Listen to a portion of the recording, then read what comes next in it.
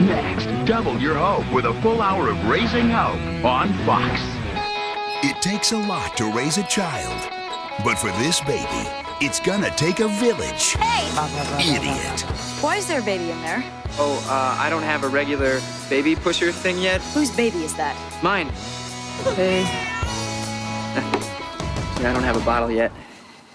I just got her a few hours ago. What's its name? Princess Beyonce, but I think I might change that. Well, you can safe drop it at the fire station. Only make sure you hand it to someone. You can't just throw it in the bin out front. I think that's for canned goods and puppies. Look, guys, I'm keeping this baby, and I'd appreciate a little support. Get that dog off my couch! Want to go see the fire truck's pumpkin?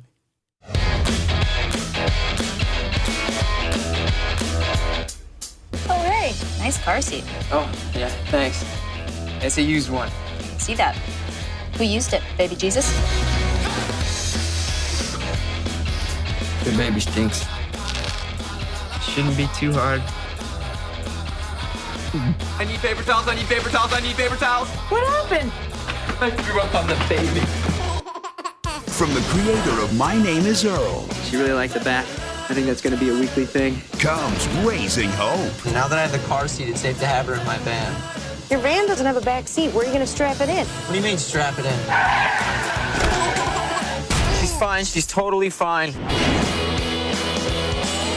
Hello. Let me tell you about my life these days. It's not just cars and dolls anymore. Today, you're asking me for video games, modern stuff that has my elves working tirelessly. I'll make it with the presents, don't worry. But this Christmas, I wanted to write you a letter with a request. Here goes. Dear friend, I need your help delivering the Christmas spirit. This is what I want for Christmas. Make a gift to a stranger. It doesn't have to be material. It could be inviting someone you know is alone this Christmas over to yours for dinner, or buying a trinket you don't actually need from a peddler, helping someone who's run out of coins for the meter, or simply sharing what you have. Whatever you can, whatever comes out. You believe in me.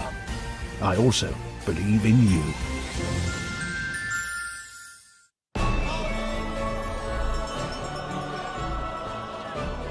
All the Nates down in Natesville like Christmas a lot. From its oldest old person to its tiniest tot. 'Twas a time for good neighbors to sip spiked radish punch, to hang lights at high heights and drink eggnog for lunch. They ate kazoo cookies till their stomachs grew sore, then forgot why they stopped and ate a few more.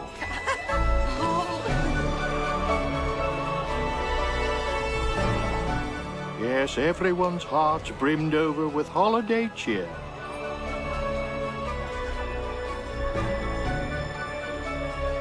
Except for one, inside the man, who sits alone way up here.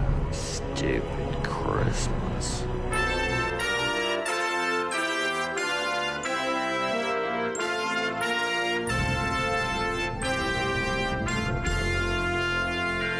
Sitcom, all ye faithful, a Christmas podcast special, where for the fourth time I discuss 25 Christmas sitcom episodes. Please come and listen as we count down to Christmas. You should see Punky Brewster, the Partridges and Benson. Michael J. Fox will return, and for one more year the Fonz will definitely have one last episode with the Fonz.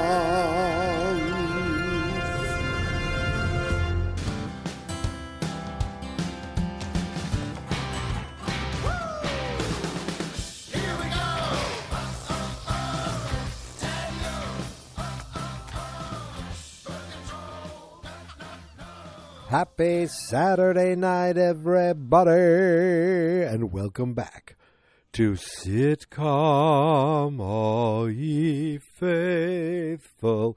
It's December 21st. It's day 21 of year 4 of Sitcom, all ye faithful. We're in the final stretch here for the 21st day in a row. I am here talking Christmas sitcom episodes. Today, I'm talking about a show that I wonder how many people remember or watched or love as much as I did all three. Today, I am watching a show that I remember even at the time, people were like, what's that? What show is that? It's Raising Hope. I'm watching an episode from 2013. Now, Raising Hope ran from 2010 to 2014, 4 seasons. This episode that I'm watching is from the 4th season. It is the 9th episode titled The Chance Who Stole Christmas. That's because the character's last name on this show is Chance, and the show's called Raising Hope because the daughter on the show is named Hope. But it's also a little play on words, little nice play on words. But if you don't know this show, it's about a young guy who was kind of a slacker, lived with his parents, and he ended up finding out that he hooked up with a girl who had a baby, and then the girl went to jail for murder.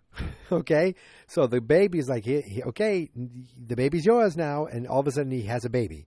And it's about him living at home with his parents and his great-grandmother. I believe is it Mima? Is that the name, the character's name? I believe that Mama, was his mother's grandmother.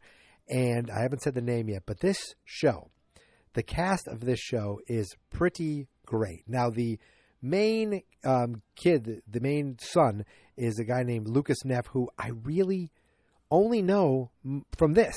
If I'm looking him up, he was in this. Most recently, he was a voice on Monsters at Work.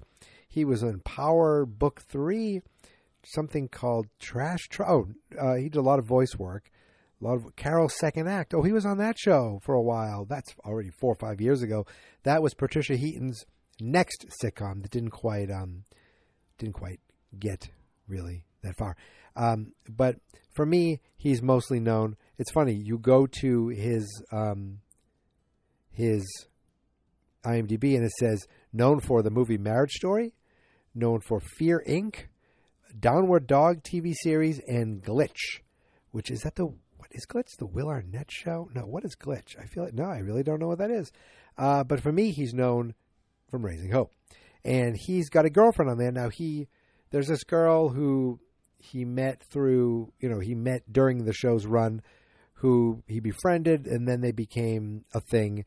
Now, her name is Shannon Woodward. I really know her from this, and then I remember she was on Westworld, that first season of Westworld. That's what I know her from. But, okay, that's the two quote-unquote unknowns, or at least to me, they came in unknown. But the big three are Lucas's parents. First of all, his dad is Garrett Dillahunt. And if you don't know Garrett Dillahunt, you know his face. He's been in so many things. I think before this, the thing I saw him in was he was the Terminator in the Sarah Connor Chronicles, and he was so dry and scary.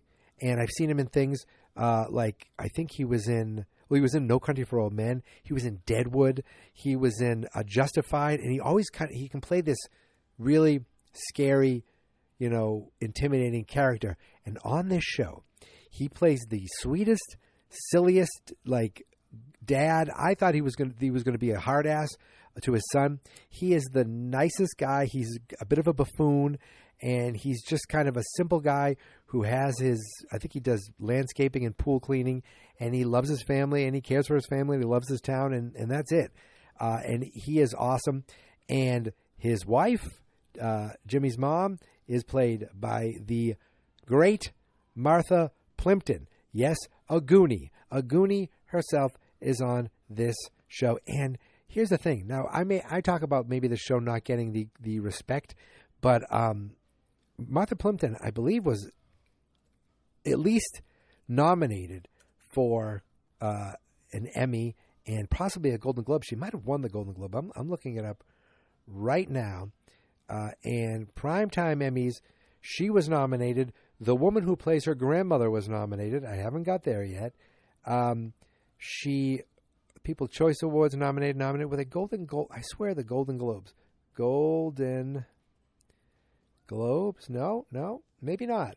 But she was definitely nominated for playing Virginia Chance. I thought maybe she would have won, but she didn't. She did win a Satellite Award. Now, so she was awesome because she played she was more the hard-ass mom, but not like mean, just like a little more strict, a little more. She claimed to be the smart one of the show, but she'd always say things wrong and always get things wrong. And she was kind of, as silly, almost as silly as her husband. And then there's Mama. Mama, played by the great, the legend, the late, great Cloris Leachman. And what I loved about this show is every episode when they had the cast listing, it would say, introducing Cloris Leachman. Every single time. I think another reason I really liked this show, never mind the cast and the concept, is kind of fun, but it's the creator of the show, Greg Garcia. He's a guy who created My Name is Earl, and what else is he known for? He wrote the show The Guest Book. He wrote that, and he is really good at making these worlds, these small worlds of quirky characters, not just the main cast, but you get all these different guest stars or not regulars, but just kind of almost regulars, of the show. You'd have the guy who runs the grocery store. He ended up becoming a regular. You have Jimmy's friend who plays a part in this episode. You have just all these different people who pop in and pop out throughout the years. And I think he did that kind of the same thing with My Name is Earl. And then in 2022, he came out with another show that was straight to Freevee. And yes, I know Amazon's getting rid of Freevee, and you think Freevee, you almost joke of Tubi or stuff like that, but Freevee was just Amazon's kind of free streaming service, and I think you can get this show on Amazon now. You probably still get it on Freevee, but it's going, I think Freevee itself is going away, and everything's just going to be brought into Amazon. But it is a show about these people who were incarcerated, and because of COVID, they were let go. People who weren't violent offenders were able to be let go and figure out a place to live. And here's the thing. It starred Martha Plimpton and Garrett Dillahunt. Now, it was very different because Garrett Dillahunt was friends with these two other people and ended up moving in with one of his friend's moms, who's Martha Plimpton, who is the whole show, she's getting catfish, but they're trying to actually be criminals and get rich during COVID, and Garrett Dillahunt's trying to be on the up and up, but then he gets brought in, and it's called Sprung, and it's a really fun show. It's only one season, only 9 episodes, but it had that same feel of these other shows where it's just the characters are out there, but you feel like it's very similar humor, and I think it all kind of if you liked My Name is Earl, you'd like both of these shows. This is just my long sales pitch to saying why I like Raising Hope, why I chose it. I have a list of shows that I shows that I haven't done yet. I just threw names of sitcoms out there in this long list, and I was looking for a show that I kind of was more newer, because over the last few days I went from 1958 to 1982 to 1971. I said, let's get something a little newer. Now this show premiered almost 15 years ago. This episode is 11 years ago, almost 12 years ago, but it's still fairly new in HD, current, modern actors that It's available for streaming on Hulu. And I just really watched this show, and it's always nice to revisit a show and then be reminded why you loved that show in the first place. Now, as I said, this episode is called The Chance Who Stole Christmas. It's from the final season of the show. It's episode 9 of season 4, and it aired December 13th, 2013. Let's see what else was airing that night on December 13th, 2013. On ABC, there's a brand new episode of Last Man Standing. titled Elfie, so it must be the Christmas episode, followed by The Neighbors, not The Neighborhood, The Neighbors. Title of this episode, A Christmas Story. This is another show that was kind of very clever. It was an okay show, but it was sneakily clever. It's about a whole group of aliens coming into a neighborhood and living amongst like a couple families that are just humans. Jamie Gertz was the mom on the show, and I still loved her in this. And this is 11 years ago. This was followed by a brand new episode of Shark Tank where they had, I guess, a Christmas businesses, and a 2020 episode called All in the Bank Robbing Family. If we jump over to CBS, we had all new episodes of Undercover Boss, Hawaii Five-0, and Blue Bloods. And I may have said this before. Oh, by the way, this is a Friday night. I may have said this before, but I watched every episode, 10 years, I think over 200 episodes of Hawaii Five-0. I did. I watched them mostly on my train to Boston when I was commuting into Boston. I watched them mostly through downloading them and putting them on a tablet and watching them at 1.5 speed or sometimes 2 speed. But for some, it was like a guilty pleasure of this for like the procedural cop show. But again, this has nothing to do with anything I'm talking about right now. On CW, there was all new episodes of The Carrie Diaries, which is Sex and the City prequel, and Nikita, which is a show based on the movie La Femme Nikita.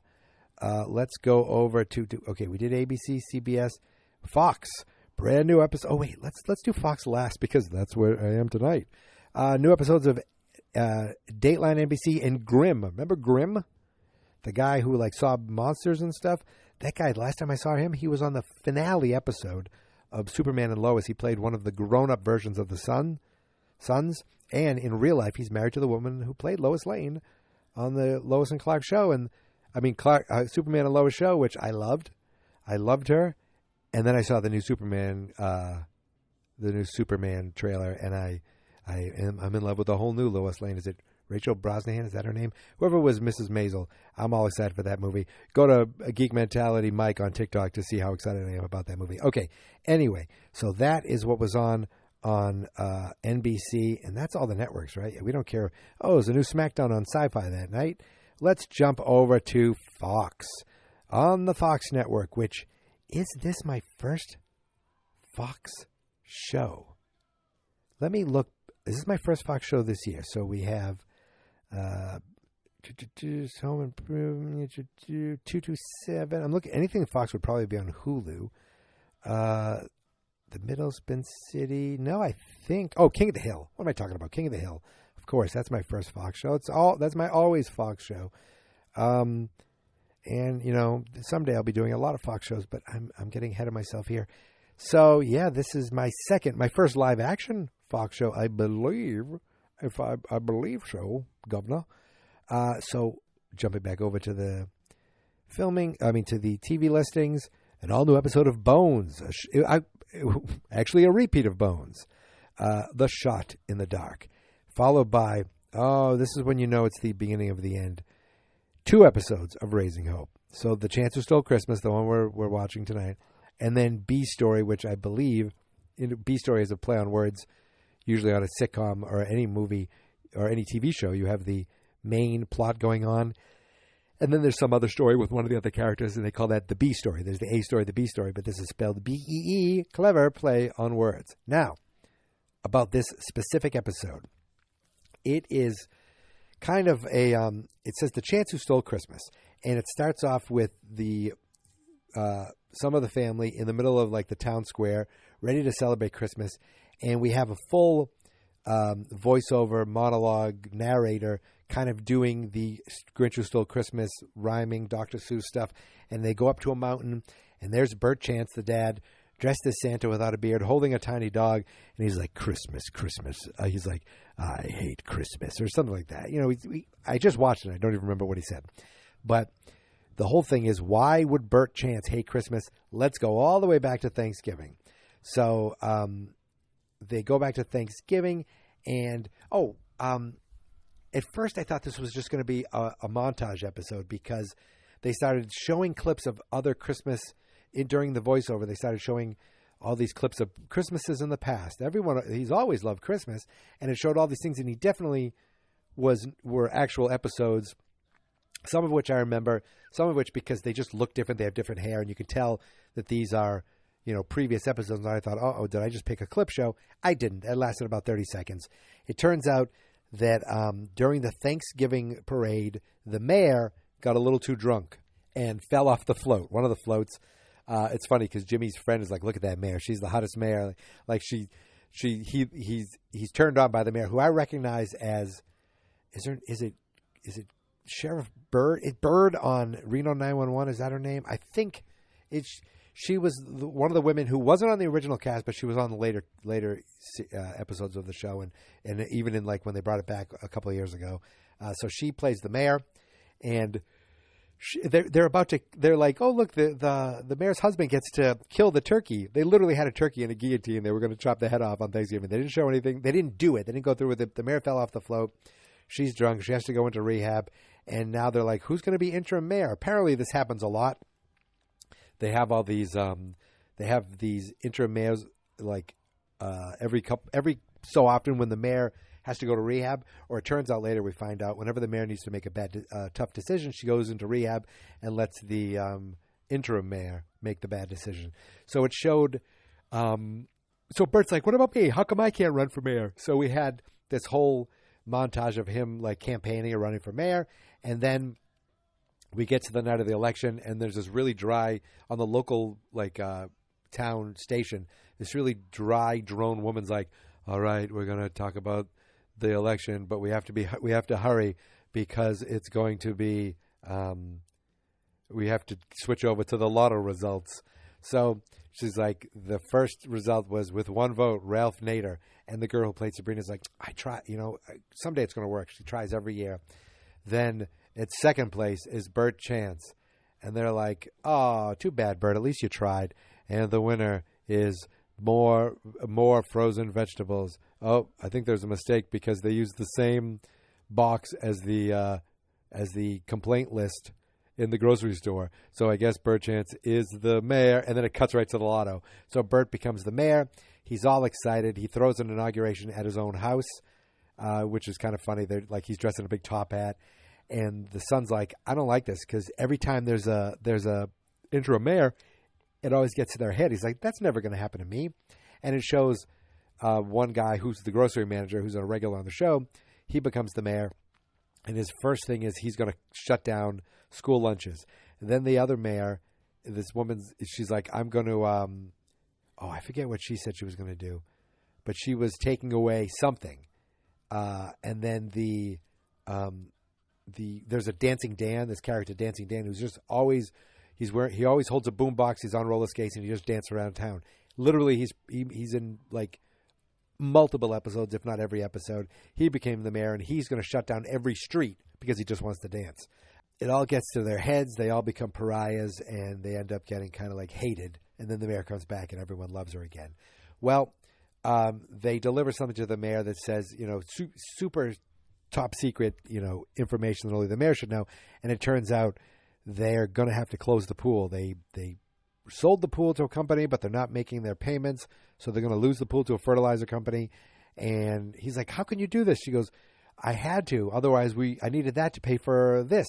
I needed it. Like, she kept using something to pay for something. And he's like, well, what are we going to do? He goes, well, there was one thing you could do, and that was he had to cancel the big Christmas festival to save money so they could save the pool. Now, everyone hated him, and they turned on him. And when he talked to his wife, she's like, I can't believe you're going to do this. He goes, I'm sorry. He goes, I had to do it as mayor. I have to make the tough decisions. She's like, why? And he's like, I can't tell you. He goes, but maybe you can figure it out. He takes his sock off, and whenever he lies, his feet wiggles.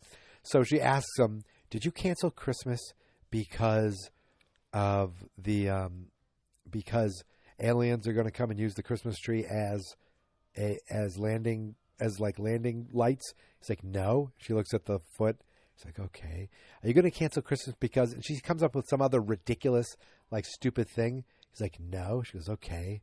Well, those are the two most obvious ones. And I thought that was a great joke. So she figures it out. She goes, wait, is the town out of money? and his foot starts waggling, and he realizes it's out of money. She goes, well, then we could do it.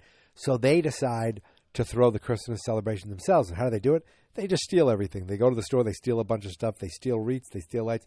They're going to steal everything. And they said they're going to plan later on. They say, we got to bring this back because we stole everything. But they steal everything. They go into town, they set everything up, and everything's going great. And then he dresses up as Santa. They don't realize it. A kid pulls his beard down. They're like, that's the mayor, Bert Chance. You can't cancel Christmas and be here, so get out of here. So they throw him out.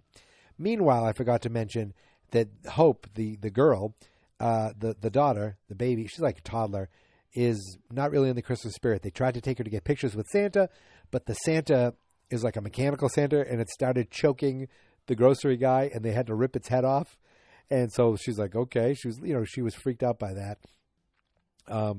And the grocery guy had one of the funniest jokes in the whole show. So and this actually pays off at the end. He's telling at Thanksgiving, he goes, I should run for mayor. I would like to be mayor because I always wanted to get Virginia, that's Martha Plimpton's character, I always wanted to give her, make her first lady so that she could turn the Christmas lights on. That'd be a great Christmas gift because normally all I ever get her is batteries. And the grocery guy's like, well, everyone needs batteries. He says, my two moms go through batteries like crazy. And I laughed out loud. It was such a subtle, dirty joke that, he didn't, even Bert didn't react or look anything. It just was said and moved on. And I like that they were just this clever little dirty joke that it hit me the right way. It made me laugh, and it was well done. And the batteries pay off at the end. So Bert's hiding up on the hill now like the Grinch, and he's like, Christmas, bah. Like he hates Christmas. And all of a sudden, all the other old mayors are up there, and they're like, yeah, I had to cancel the lunch because we had to pay for this. And the other one's like, I had to cancel my thing because we had to pay to get the exterminators to get rid of the face-eating monkeys. He says, I don't remember any monkeys. She's like, exactly, you're welcome. She goes, it's just something we deal with, and it's not a big deal. And she goes, I know what happens. They have everything set up, and Martha Plimpton's about to plug in the lights, but her plug isn't long enough. So after everything she does, she can't turn the lights on. He's like, I can't believe it. I guess I'm just going to have to go back to getting her batteries. And they're like, and then a light bulb goes off in his head. He's like, wait a minute, batteries. So he runs down and grabs a big car battery, brings it to her. He goes, Merry Christmas, Virginia. By this point, everyone's leaving. They're giving up. And he's like, Merry Christmas. It's a car battery. And they're like, whoa, let's try hooking this up. So they're like, don't try this at home. Bert threads the wire into the plug, and there's a little bit of a spark, but the light turns on. And the light turning on gets little baby Hope to be inspired by it, and she starts singing a Christmas song. And by her singing that Christmas song, that inspires everyone else in the town to turn around and come back. And now they're bringing batteries of their own. And so they have all these batteries piled up. They wire them all up, and they light the whole area, the whole downtown. And then they just say Christmas is saved, and that's pretty much the end of the episode. Now, Cloris Leachman in this, she had some funny lines. She's like, I don't want to be mayor. I'm too old. I'd probably forget why I was even mayor. And then other people are like, I don't want to be mayor because I don't want this responsibility. And then Cloris Leachman said, I don't want to be mayor because I'm so old I'd probably forget I was mayor. So it was something like that. And then later on, she's wearing a mistletoe hat. She starts kissing his friend. And then you see them holding hands together. She was great on the show, too. She was kind of supposed to play this real out there, kind of senile woman, very funny, kind of mean. They lived in her house for free. It was just a great, solid show that if you haven't seen it, I recommend. It is on Hulu, and I just can't say enough good things about it. So that is it. 21 days in the books. And now we only have 4 days left. Do you see how I paused there to count to make sure that I was right? 4 days left. Sunday, Monday, Tuesday, Wednesday. Wednesday's Christmas Day. And I leave you probably until March. But for this podcast, I leave you until December 1st, 2025. But believe me, I have a list of shows that I have not got to yet. And will there be some new ones? Will there be some repeats? There are always going to be some repeats, especially with my guests. Will there be other repeats? It might have to be at some point. I feel like at a certain point, I'm going to have to repeat a show. But not this year, at least not the regulars. You know Day 25 is going to be a repeat. I promised you that. You know that when Jay and Chris come on, there's going to be a repeat. And now with Eric, if we can find more episodes of Taxi, I'm not sure. But if not, maybe we'll find something else Tony Danza can do. But we're still in this year. We still have 4 days left. And I'm excited because I think I'm locked in. I'm pretty much always locked in because, oh yeah, Brandon, did I mention him? My cousin Brandon is returning to the show tomorrow night. We're recording our Sunday night episode, so that's going to be tomorrow's show. Then we have Monday, Tuesday, Wednesday, and I have every episode, every show in my little spreadsheet ready to go. I know what they are. I'm looking at them right now. They're all three shows have two words in the title. That's all I'm going to give away. Tomorrow Nights with Brandon has 3 words in the title. And all I can say is TGI Sunday, because I'm glad Brandon will be rejoining Geek Mentality. But listen, I'm done for today. I forget how I do this. So it's been 21 straight days. I'm losing my mind. Listen, that's right. You can find me on the socials, on Blue Sky, on Instagram, on Mastodon, on Threads, and Twitter. At Geek Mentality. On TikTok, it's Geek Mentality Mike. I said that already. On Facebook, it's Fans.Experts. On YouTube, it's Fans.Experts. And that's because the website is fansnotexperts.com. I'm done. I will see you tomorrow. I hope I raised your hope by talking about Raising Hope. Again, a show that I can't recommend enough. But I'll be back tomorrow to talk about a show that I probably would never recommend, but still have a fond memory of. I'll see you then with Brandon, but until then, thank you for listening, thank you for subscribing, and here is my theme song. This is my podcast, I made it. Geek Mentality's what I named it. And I think you should listen and subscribe, 'cause I'm kinda funny and awesome. I think that I'm worth your time, and I'm kinda handsome. My mom says, please listen and please subscribe. At least listen to this episode. Fans Not Experts.